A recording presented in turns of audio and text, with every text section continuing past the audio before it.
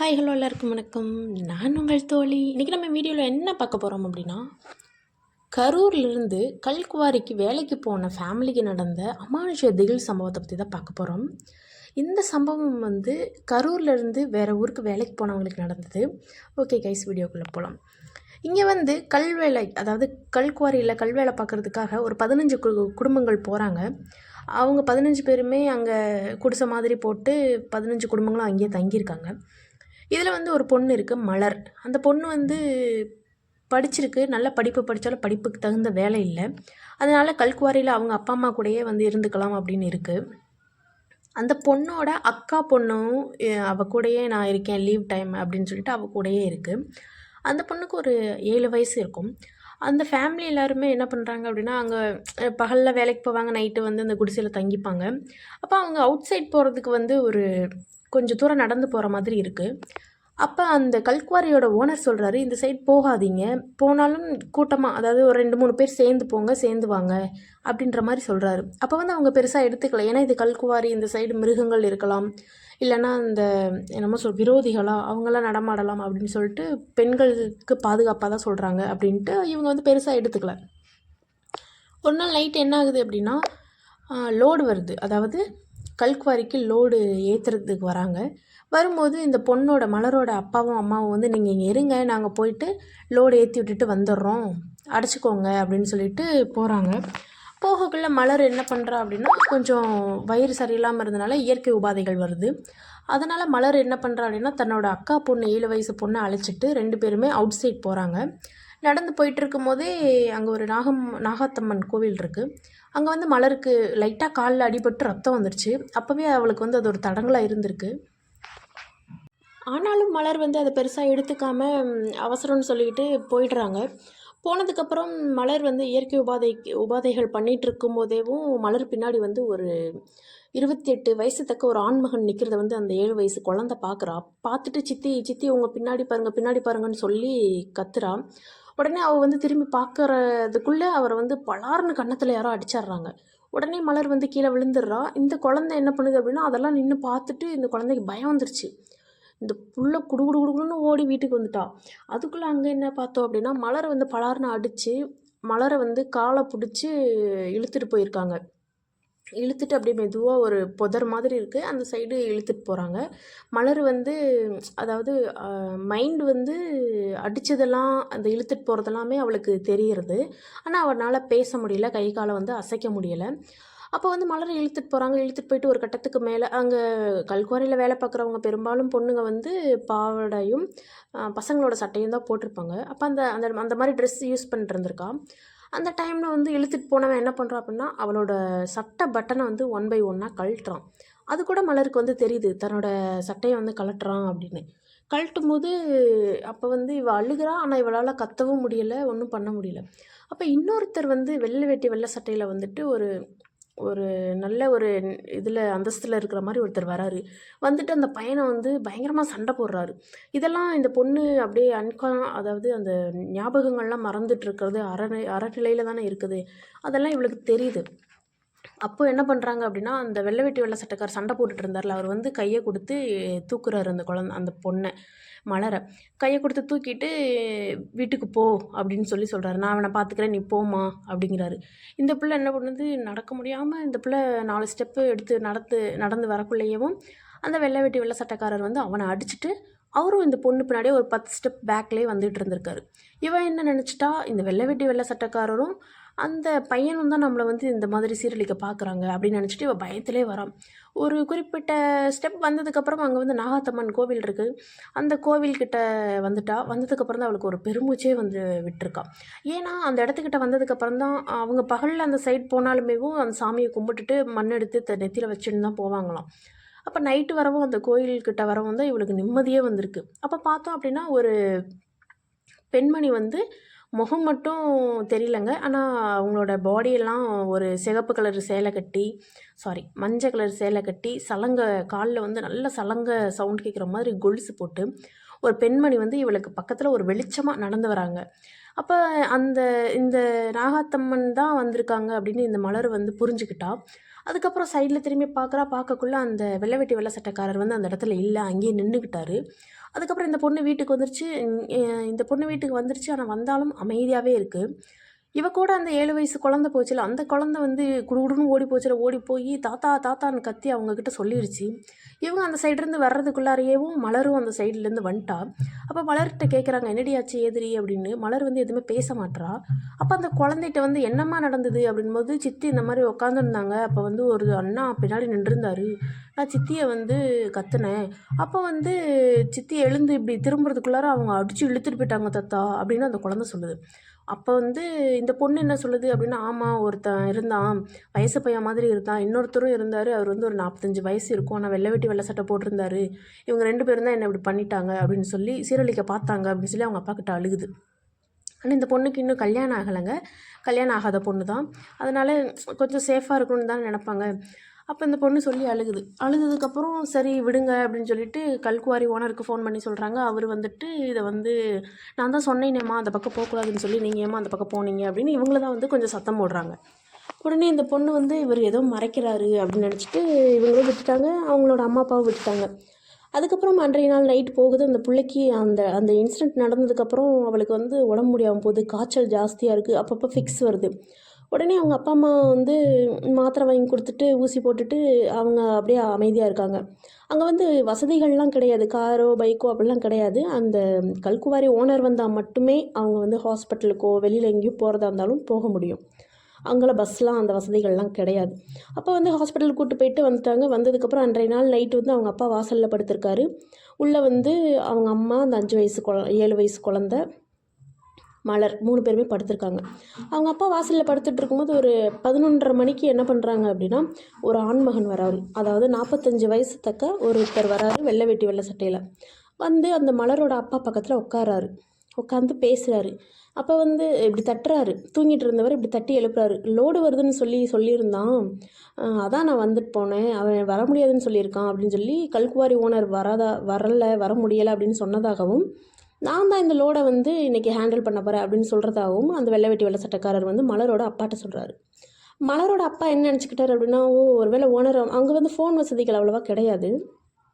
மலரோட அப்பா என்ன நினச்சிக்கிட்டாரு, ஒரு வேளை ஓனர் அமைச்சிட்டு போகிறோம், இவரும் பார்க்க ஓனர் மாதிரி வெள்ளை வேட்டி வெள்ளை சட்டை போட்டு நல்லா நீட்டாக இருக்காங்க அப்படின்னு நினச்சி இருந்திருக்காரு. ஓனரோட பேரையும் கரெக்டாக சொல்லியிருக்காரு. இந்த மாதிரி நாங்கள் ஃப்ரெண்ட்ஸ் தான் அப்படின்னு சொல்லியும் சொல்லியிருக்காரு. அப்போ சொல்கிறாரு, என்னாச்சு உள்ளே யார் யார் தூங்குறாங்க அப்படின்னு கேட்டிருக்காரு. என்னோடய மனைவி, என்னோடய குழந்த, என்னோடய பேத்தியும் தூங்குறாங்க அப்படின்னு சொல்லி அவர் சொல்கிறாரு. இந்த மாதிரி அன்றைக்கி ஏதோ உங்கள் பொண்ணுக்கு என்னாச்சு அப்படின்னு கேட்கும்போது அவங்க நடந்த விஷயத்தையெல்லாம் சொல்கிறாங்க. அப்போ இவர் என்ன சொல்கிறாரு அப்படின்னா, நீ வந்து கரூரில் தாராபுரத்தில் இருக்கிற ஆஞ்சநேயர் கோயிலுக்கு போயிட்டு வா, அங்கே போனாலே உனக்கு எல்லா விஷயமும் தெரியும், உன் குழந்தைக்கு சரியாயிடும், நான் சொன்னேன்னு சொல்லு, உங்கள் ஓனர்கிட்ட வந்து நான் சொன்னேன்னு சொல்லு அப்படின்னு சொல்லி சொல்கிறாங்க. உடனே இவர் என்ன கேட்குறாரு, ஐயா லோடு வரும்னு சொன்னீங்கல்லையா, லோடு எப்போங்கய்யா வரும் அப்படின்னு சொல்லி கேட்குறாரு.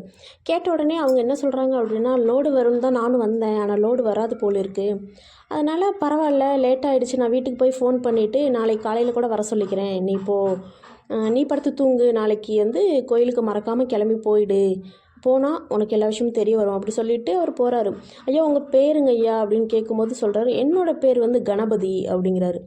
சரிங்க ஐயா அப்படின்னோடனே அவர் சொல்கிறார். அவர் எழுந்துச்சு கிளம்பக்குள்ளேயும் சொல்கிறாரு, உங்களோட நண்பர் ஒருத்தர் வந்தார், அவர் பேர் கணபதி, அவர் வந்து என்னை தாராபுரத்தில் இருக்கிற ஆஞ்சநேயர் கோயிலுக்கு போக சொன்னாருன்னு மட்டும் சொல்லுங்கள், அவன் புரிஞ்சுப்பான் அப்படின்னு சொல்கிறாரு மலரோட அப்பா கிட்ட. சரிங்க ஐயா அப்படின்னு சொல்லிட்டு மலரோட அப்பா என்ன பண்ணுறாருன்னா, அப்போ தான் லைட்டாக கண் மூடுறாரு. அதுக்குள்ளே பார்த்தா அந்த மலர் பிள்ளைக்கு ஃபிக்ஸ் வந்துடுச்சு. என்னன்னு பார்த்தோம் அப்படின்னா, அதுக்குள்ளே அந்த ஆன்மாவுக்கு வந்து தெரிஞ்சிருச்சாட்டம் இருக்குது, நம்மளை வந்து விலக வைக்க போகிறாங்க, அதனால் இவளை இங்கேயே முடிச்சிடலாம் அப்படின்னு நினச்சிருச்சு போல். உடனே ஃபிக்ஸ் வந்துருச்சு. ஃபிக்ஸ் வந்து இவங்க என்ன பண்ணிட்டாங்கன்னா, பயத்தோட வேகமாக ஓடி போய் பக்கத்தில் இருக்க குடிசையில் போய் ஃபோன் கேட்குறாங்க. ஃபோனை வாங்கி அந்த கல்குவாரியோட ஓனருக்கு ஃபோன் பண்ணி சொல்கிறாங்க, ஐயா இந்த மாதிரி ஆயிடுச்சுங்க ஐயா அப்படின்னு. உடனே கல்குவாரி ஓனர் வேகமாக வந்துட்டார், காரில் தான் வந்திருக்காரு. வந்த உடனே ஒன்று அழுகிறாரு அவங்க அப்பா, 4 நாளாகவே உடம்பு முடியலைங்கய்யா, அந்த விஷயம் நடந்ததுலேருந்தேவும் என் பிள்ளை சரியாக சாப்பிட்றதும் இல்லை அப்படி இப்படின்னு சொல்கிறாரு. உடனே இந்த விஷயத்தையும் சொல்கிறாரு, நீங்கள் ஏன் அதாவது நீங்கள் ஏன் வெளியே படுத்திருக்கீங்க அப்படின்னு கேட்கக்குள்ள, இல்லைங்கய்யா, லாரி வருது கல் ஏற்றுறதுக்குன்னு சொல்லி உங்கள் நண்பர் ஒருத்தர் வந்தார், பேர் கணபதின்னு சொன்னார்.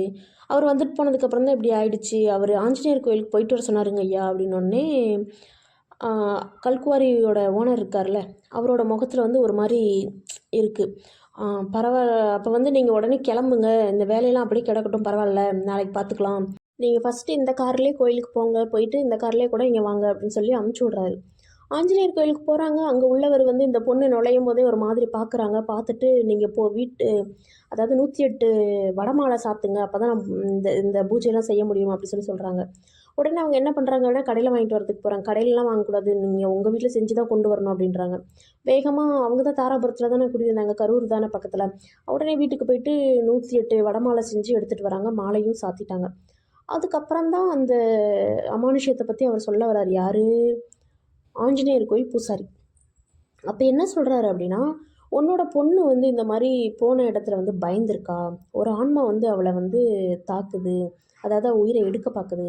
அந்த ஆன்மா வந்து ஒரு இள வயசு உள்ள வாலிபன் தான், 38 வயசு தான் இருக்கும் அவனுக்கு. அவன் என்ன பண்ணிட்டான் அப்படின்னா, ரொம்ப திமிரு பிடிச்சவன், பொண்ணுங்களெல்லாம் சீரழிக்கிறவன், அடங்காதவன் ஊருக்கேவும். அதனால் அவனை வந்து ஒதுக்குப்புறமா சுடுகாடு இருக்குது, சுடுகாட்டு பக்கத்தில் அவனை அடித்து கொன்னுட்டாங்க. அந்த புதர்கள் பக்கம்தான் இந்த பொண்ணு வந்து பாத்ரூம் போகிறதுக்காக போயிருக்கு. அப்போ வந்து அவன் இந்த பொண்ணை வந்து அந்த மாதிரி சீரழிக்க பார்த்துருக்கான் அப்படின்னு சொல்லி சொல்கிறாங்க. உடனே அவரே திரும்ப சொல்கிறாரு, அந்த இன்னொருத்தர் வந்து வெள்ளை வேட்டி வெள்ளை சட்டையில் வந்தவர் வந்து அதே ஊரை சேர்ந்தவர் தான். அவர் பேர் வந்து கணபதி. அவர் வந்து அந்த கல்குவாரிக்கு கொஞ்சம் தள்ளி ஒரு 15 ஏக்கர் இருக்குதாம். அந்த 15 ஏக்கரில் வந்து அவர் வந்து வீடு கட்டி நல்லா வசதியானவர் தானாம். சின்ன வயசுலேயே அவர் வந்து ஊர் தலைவராக இருந்திருக்காரு. அப்போ வந்து அவர் கல்யாணம் முடிச்சிருக்காரு. வீட்டுக்கு ஒரே பையன்தான். அப்பா, அம்மா, அவங்க ஒய்ஃப் வந்து பொள்ளாச்சியில் பொண்ணு எடுத்திருக்காங்க. எல்லோரும் ஒரு வீட்டில் தான் அந்த காட்டுக்குள்ளே தங்கி இருந்திருக்காங்க. அவங்க அந்த வீட்டு ஒய்ஃப் என்ன சொல்லியிருக்காங்க அப்படின்னா, எனக்கு இங்கே இருக்க பிடிக்கல காட்டுக்குள்ளே, நான் வந்து சிட்டியில் தான் இருப்பேன் அப்படின்னு சொல்லியிருக்காங்க. கணபதிக்கும் கல்யாணம் முடிஞ்சு ஒரு வருஷத்துலேயும் குழந்தையும் பிறக்குது. குழந்த பிறந்தனால சரி பிள்ளையும் ஸ்கூல் சேர்க்கணும் வைக்கணும்னு சொல்லிட்டு கணபதியும் அவங்களோட சேர்ந்து தனி கொடுத்தன போயிடுறாங்க பொள்ளாச்சிக்கு. போனதுக்கப்புறம் அப்பா அம்மாவையும் பார்க்கணும், ஒய்ஃபையும் பார்க்கணும் அப்படின்ட்டு இங்கிட்டும் அங்கிட்டும் அவர் அலைஞ்சிட்டு இருந்திருக்காரு. அம்மா அப்பாவையும் விட முடியாது, ஒய்ஃபையும் விட முடியாது அப்படின்னு சொல்லிட்டு. ஒரு கட்டத்துக்கு மேலே கணபதி அவங்க அம்மா அப்பா வீட்டுக்கு ஒரு நாள் போயிட்டு ரிட்டன் பொள்ளாச்சிக்கு வரக்குள்ளே தன்னோட மனைவி வந்து வேற ஒருத்தர் கூட தப்பாக இருக்காங்க. அதை பார்த்தா கணபதிக்கு வந்து மனசு உடஞ்சி போச்சு. இவளுக்காக நம்ம இங்கே வந்தோம், ஆனால் இவன் நம்மளை ஏமாற்றிட்டாளே, இதுக்காக தான் பொள்ளாச்சிக்கு வர சொல்லியிருக்காளோ அப்படின்னு நினச்சிட்டு மனைவி கிட்ட வீட்டுக்குள்ளே கூட நுழையாமல் திரும்ப அம்மா வீட்டுக்கே போயிருக்காரு. அம்மா வீட்டுக்கு போயிட்டு, அம்மா பார்த்து பத்திரமா இருங்கம்மா, நல்லா இருங்கம்மா, என்னை பற்றி எதுவும் யோசிக்காதீங்கம்மா, நான் நல்லா தாங்கம்மா இருக்கேன் அப்படின்னு நல்ல விதமாக தான் பேசியிருக்காரு. பேசிட்டு நான் போகிறேங்கம்மா அப்படி சொல்லிட்டு போயிருக்காரு. போனவர் என்ன பண்ணியிருக்காரு அப்படின்னா, அந்த சுடுகாடு இருக்குல்ல, சுடுகாடு பக்கத்துலேயும் விஷ மருந்து சாப்பிட்டு அங்கேயே இறந்துட்டார். அதாவது தன்னோட அம்மா அப்பா வந்து வயசானவங்க, தான் இறந்து போயிட்டோம் அப்படின்னா நம்மளை அடக்கம் இது பண்ணுறதுக்கு கூட அவங்க கஷ்டப்படக்கூடாது அப்படின்னு நினச்சிட்டாரோ என்னவோ. ஸோ சுடுகாட்டிலே இறந்துட்டார். இவங்க வந்து பாடியை திரும்ப வீட்டுக்கு கொண்டு போகலை, சுடுகாட்டிலே அடக்கமும் பண்ணிட்டாங்க, ஈமச்சடங்கும் முடிச்சிட்டாங்க. கணபதி இறந்ததுக்கப்புறம் கணபதியோட அப்பா வந்து என்ன பண்ணுறாரு அப்படின்னா, தன்னோட பையன் என்னை பார்க்க இன்னும் வரல, பொள்ளாச்சியில் தான் இருக்கான், வர சொல்லுங்க அப்படின்னு சொல்லி அந்த வீட்டுக்கு யாரெல்லாம் அந்த பக்கம் போகிறாங்களோ வராங்களோ அவங்கக்கிட்ட சொல்கிறாங்க. கணபதியை வர சொல்லி, அவனை பார்க்கணும் போல் இருக்குது அப்படி சொல்லி ஒரு மாதிரி மனநிலை பாதிக்கப்பட்ட மாதிரி ஆயிட்டாரு கணபதியோட அப்பா. ஒரு 10 நாள் 15 நாள் தான் போயிருக்கும், கணபதியோட அப்பாவும் இறந்துட்டாங்க. அதுக்கப்புறம் கணபதியோட அம்மா மட்டும்தான் இருந்திருக்காங்க. அதுக்கப்புறம் கணபதியோட அம்மாவை வந்து கணபதியோட ஒய்ஃபும் வந்து சரியாக கவனிச்சிக்கிறதில்ல, அவங்க தனியாக தான் இருப்பாங்களாட்ட இருக்குது. அப்போ இந்த விஷயங்கள்லாம் ஆஞ்சநேயர் கோயில் பூசாரி சொல்லும்போது அவங்க அம்மா அப்பாக்கே அழுகு வந்துருச்சு. யாருக்கு? மலரோட அம்மா அப்பாக்கேவும். உடனே அங்கேயே ஆஞ்சநேயர் கோயில்லையும் கணபதிக்கு வந்து, ஐயா உங்களுக்கு கோடி புண்ணியங்க ஐயா, எங்களை காப்பாற்றிட்டீங்க, எங்கள் எங்கள் வாழ்வையே காப்பாற்றிட்டீங்கய்யா, எங்கள் வாழ்க்கையை காப்பாற்றிட்டீங்க அப்படின்னு சொல்லி ஓன்னு அழுக. உடனே கணபதி மலரோட அப்பா என்ன பண்ணுறாரு அப்படின்னா, அந்த காரில் தானே வந்தாங்க, ரிட்டன் அந்த கார்லேயும் கல்குவாரி போகிறாங்க. கல்குவாரி போயிட்டு, ஐயா இந்த மாதிரி நான் கணபதி ஐயா வீட்டுக்கு போகணும் அப்படின்னு சொல்லி கேட்குறாங்க. உடனே கல்குவாரி ஓனரே என்ன பண்ணுறாரு அப்படின்னா, போகலாம் அப்படின்னு சொல்லிட்டு அவரும் சேர்ந்து தான் போகிறாரு. அங்கே போய் பார்த்தா அது கணபதியோட வீட்டுக்கு போனாங்க அப்படின்னா, கணபதி ஐயாவோட ஃபோட்டோ வந்து நல்லா பெரிய ஃபோட்டோவாக ஹாலில் மாட்டியிருக்காங்க.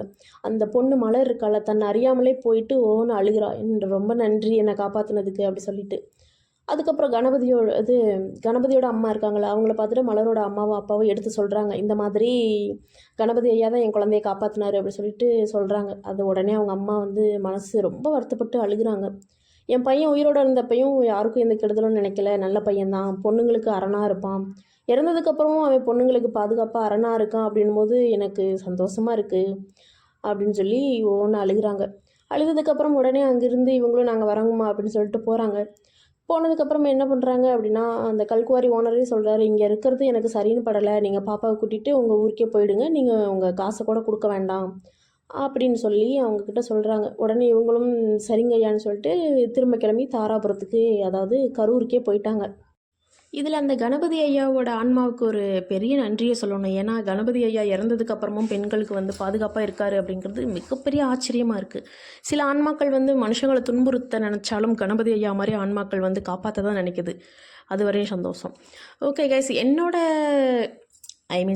நம்மளோட சேனலில் உங்களோட இந்த மாதிரி உண்மையான கதைகளை வந்து அப்லோட் பண்ணணும் அப்படின்னா நீங்கள் வந்து கமெண்ட் பாக்ஸில் வந்து மெசேஜ் பண்ணலாம். அதுக்கு நான் ரிப்ளையும் பண்ணுவேன். என்னோடய இன்ஸ்டா ஐடி வந்து நான் உங்களுக்கு அனுப்பிச்சேன் அப்படின்னா நீங்கள் இன்ஸ்டாவில் வந்துட்டு உங்களோட வாழ்க்கையில் நடந்த இந்த அமானுஷ கதைகளை வந்து என்கிட்ட சொன்னீங்க அப்படின்னா நான் வந்து அதை நம்மளோட சேனலில் அப்லோடும் பண்ணுவேன். ஓகே எஸ், நெக்ஸ்ட் ஒரு வீடியோவில் நான் வந்து உங்களை சந்திக்கிறேன். அதுவரை நான் உங்களை Nithya. Tata, bye bye, take care. இந்த வீடியோ உங்களுக்கு பிடிச்சிருந்தது அப்படின்னா லைக் பண்ணுங்கள்.